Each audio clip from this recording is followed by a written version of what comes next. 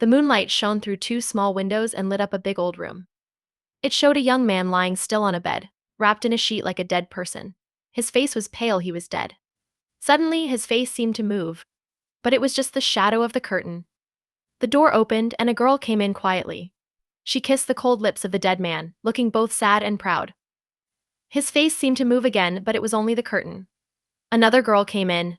The two girls stood by the bed, one strong and proud, the other soft and weak. "Go away," said the proud girl. "He is mine now that he is dead." The other girl said, "Yes, he is yours." The proud girl looked angry, but the gentle girl sat by the dead man's side. She was very sad. Edith called the proud girl. Edith stood up and said, "I will keep quiet until the dead speaks. Go live your life and come back later, we will both forgive you." "Then what will be the sign?" asked the proud girl. Edith took a lock of the dead man's hair and said, "This will be the sign." The girls held hands over the dead man. They agreed to meet again far in the future. The proud girl left, looking back as if she thought the dead man frowned at her. Many years passed, and everything seemed different from the night when the two girls stood by the dead man. One of the girls became very old and was known as the old maid in the winding sheet. She lived alone and never came outside except to follow funerals. Every time someone died, she would walk behind the funeral, wearing a long white dress like a shroud. She was quiet, gentle, and sad, and the people in the town had grown used to seeing her at funerals. They believed it was a bad sign if she wasn't there. Sometimes she would visit graves at night and stretch out her arms as if she were giving blessings. People thought she brought flowers from heaven, as the graves she visited stayed green even in the snow.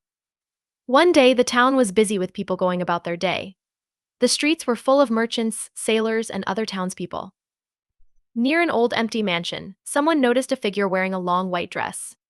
"I see a strange figure," said a sailor, pointing at the woman in white. Others also noticed her, and soon everyone was talking quietly about the strange sight. "Is there a funeral today?" people asked as they watched the old maid in the winding sheet. They looked around for signs of death: no hearse, no bell, no mourners in black, yet she was there, always linked to funerals. The people were puzzled and worried, feeling like something bad might happen. As she walked through the town, people made way for her. She was old, pale, and thin, dressed in a long white robe. A little boy ran toward her, but when she looked at him with a strange expression, he stopped, unsure and scared. Some said she was like a ghost and that even a child couldn't touch her. The old maid walked up to an empty mansion and knocked on the door 3 times. People wondered why she would go there, as no one had lived in the house for many years. An old man told her that the house had been empty since Colonel Fenwick died long ago.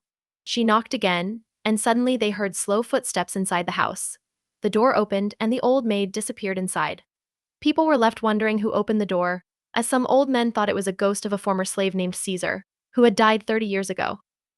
"She has awakened a servant of the old family," someone said half-jokingly. "Let's wait," said another. "More visitors will come soon.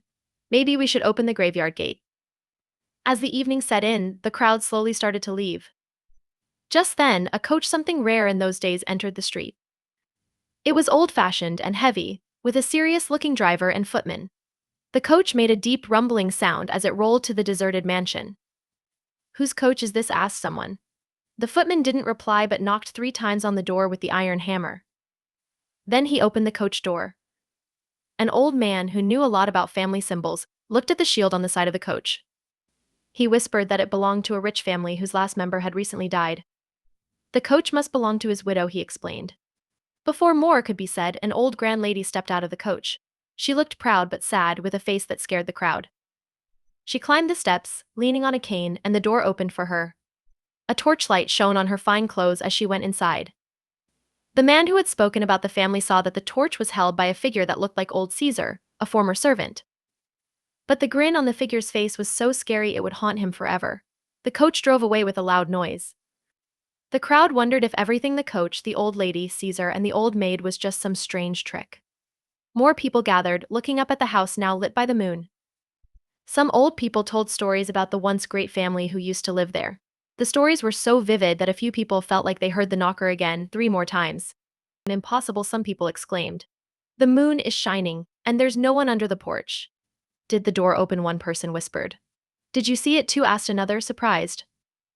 Most people didn't believe anyone else had knocked at the door. However, a few said they saw red light like a torch in the window, as if someone was being led up the stairs. But others thought it was just their imagination. Suddenly, everyone froze in fear. They had heard a terrifying scream from inside the mansion, followed by complete silence. No one knew if they should run away or go inside to solve the mystery. While they were scared, they felt calmer when their clergyman arrived.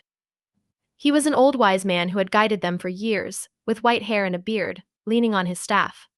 The clergyman decided to enter the mansion to make sure the old maid in the winding sheet was okay. He went up the steps with a torchbearer who had spoken earlier about the family's shield and recognized the old servant, Caesar. They knocked 3 times but received no response.